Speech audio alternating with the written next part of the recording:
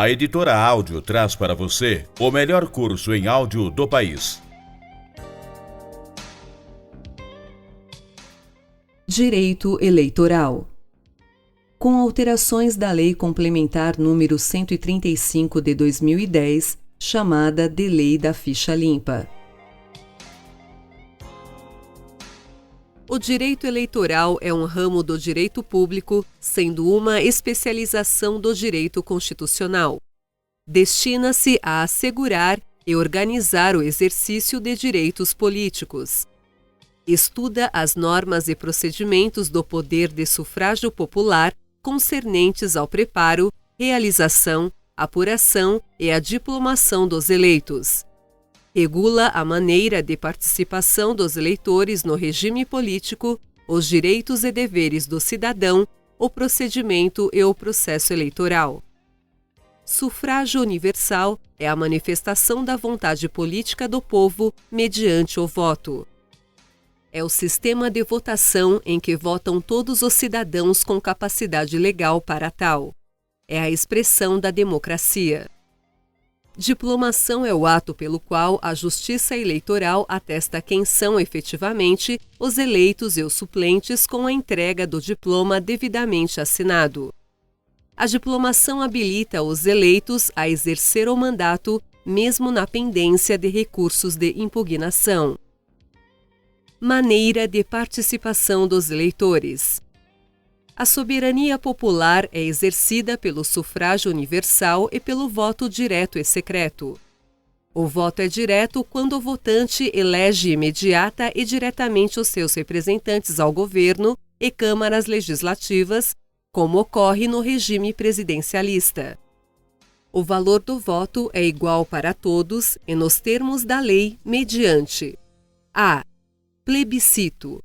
É convocado antes da criação da norma, ato legislativo ou administrativo, e é o povo, por meio do voto, que vai aprovar ou não a questão que lhe for submetida.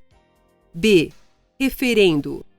É convocado após a norma, devendo o povo ratificá-la ou não. C. Iniciativa popular. É o direito que torna possível a um grupo de cidadãos apresentar projetos de lei para serem votados e eventualmente aprovados pelos deputados e senadores. Para que haja a operacionalização da iniciativa popular, é necessária a assinatura de 1% dos eleitores de todo o país, distribuídos em pelo menos 5 estados da Federação. Vejamos o artigo 1º, parágrafo único, e o artigo 14, caput da Constituição Federal. Constituição Federal. Artigo 1º. Parágrafo único. Todo o poder emana do povo, que o exerce por meio de representantes eleitos ou diretamente, nos termos desta Constituição. Artigo 14. A soberania popular será exercida pelo sufrágio universal e pelo voto direto e secreto, com valor igual para todos e nos termos da lei, mediante: inciso 1º, plebiscito; inciso 2º, referendo; inciso 3º, iniciativa popular. A urna eletrônica foi implantada em 1996, trazendo segurança, vantagens e confiabilidade. Ela distingue o voto válido do voto em branco e do voto nulo. Será considerado eleito o candidato a presidente ou a governador que obtiver a maioria absoluta dos votos válidos. Maioria absoluta indica que o candidato deve obter pelo menos metade mais um voto dos válidos. Votos em branco e nulos. O voto em branco é registrado quando o eleitor aperta na urna eletrônica a tecla branco ao invés do número do candidato, e o voto é assim confirmado. Os votos brancos são completamente inválidos, são excluídos de qualquer cálculo. Não são acrescentados a nenhum candidato. São simplesmente excluídos para a determinação de quem vence em caso de eleição majoritária, presidente, governador, senador e prefeito, e também são excluídos para cálculo do quociente eleitoral e determinação de quais partidos foram eleitos nas eleições proporcionais, deputados federais e estaduais e vereadores. Na eleição majoritária, ganha o candidato que obtiver a maioria dos votos. Assim, se elegem o presidente da República, o governador do estado, os senadores e os prefeitos.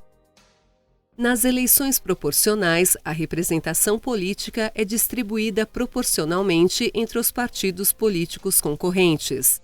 Assim, elegemos os deputados federais, os deputados estaduais, distritais e os vereadores. Os votos nulos também são excluídos para a determinação de votos válidos e sua contagem é verificada somente no caso disposto no artigo 224 do Código Eleitoral, que traz o seguinte texto: se a nulidade atingir a mais da metade dos votos do país nas eleições presidenciais, do Estado nas eleições federais e estaduais ou do município nas eleições municipais, julgar-se-ão prejudicadas as demais votações e o tribunal marcará dia para nova eleição dentro do prazo de 20 a 40 dias. Somente na ocorrência desta incomum hipótese o voto nulo é contado, ou seja, havendo mais da metade dos votos nulos, implicará em realização de novas eleições no prazo de 20 a 40 dias. Afora tal hipótese, os votos nulos serão sempre desprezados, como igualmente ocorre com os votos em branco. Assim, o voto nulo tem conotação de protesto. Ele quer dizer que o eleitor não está satisfeito com a proposta de nenhum candidato e se recusa a votar em um ou outro. Permite que o eleitor manifeste sua insatisfação. A atual legislação não prevê se o candidato que deu causa à nulidade pode se candidatar na nova eleição. Os casos concretos são decididos no Tribunal Superior Eleitoral.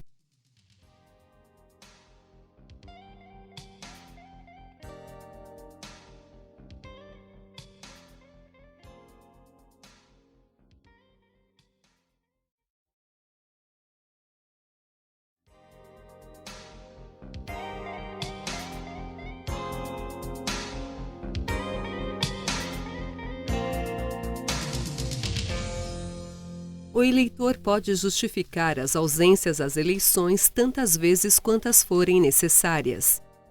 O eleitor, enquanto não regularizar sua situação com a Justiça Eleitoral, não poderá inscrever-se em concurso ou prova para cargo ou função pública, investir-se ou empossar-se neles, receber vencimentos, remuneração, salário ou proventos de função ou emprego público, autárquico ou paraestatal, bem como fundações governamentais, empresas, institutos e sociedades de qualquer natureza, mantidas ou subvencionadas pelo governo, ou que exerçam serviço público delegado, correspondentes ao segundo mês subsequente ao da eleição.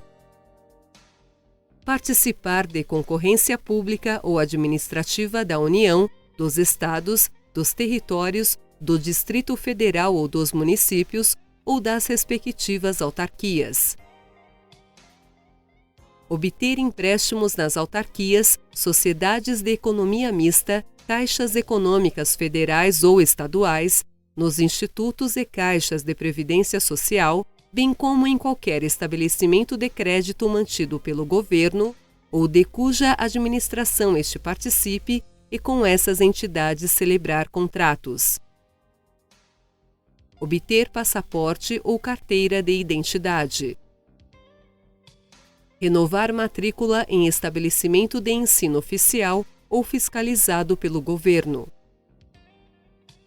Praticar qualquer ato para o qual se exija a quitação do serviço militar ou imposto de renda. Obter certidão de quitação eleitoral, conforme disciplina a resolução do TSE número 21.823 de 2004. O eleitor que não votar em 3 eleições consecutivas, não justificar sua ausência e não quitar a multa devida, terá sua inscrição cancelada e, após 6 anos, excluída do cadastro de eleitores.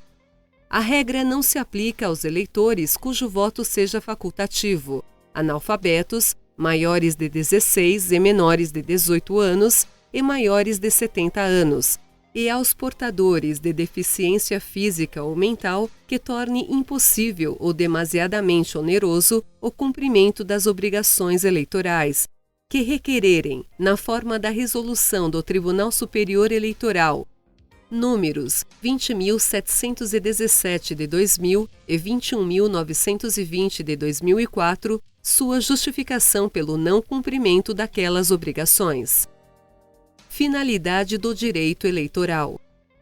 A finalidade do direito eleitoral é de assegurar o exercício dos direitos políticos, compreendendo as regras partidárias, o alistamento eleitoral, a transferência de eleitores, o registro de candidaturas, a campanha eleitoral, a propaganda partidária eleitoral, entre outros institutos. Regula o corpo eleitoral formando as zonas eleitorais, que são divididos em seções eleitorais, distribuindo os eleitores, considerando seus endereços e localizações. Promove a organização do sistema eleitoral, estabelecendo normas sobre a forma de eleição. Dita as normas que se devem cumprir quanto à forma de voto e escrutínio. Escrutínio é o processo de apuração de votos. Disciplina as regras da capacidade política, dizendo quem pode votar e quem pode ser votado. Disciplina as regras do processo eleitoral, fixando datas para as eleições, dispondo sobre a forma de apuração, recursos, impugnações e outras medidas necessárias para se garantir a soberania popular.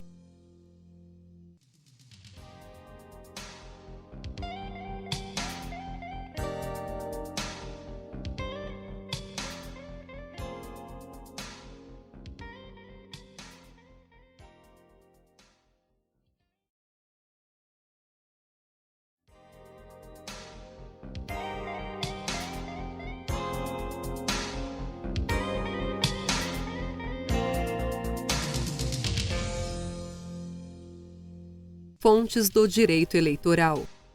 O direito eleitoral tem como fonte principal a Constituição, que em seu artigo 14 traça as normas gerais, deixando matérias a serem regulamentadas por lei complementar.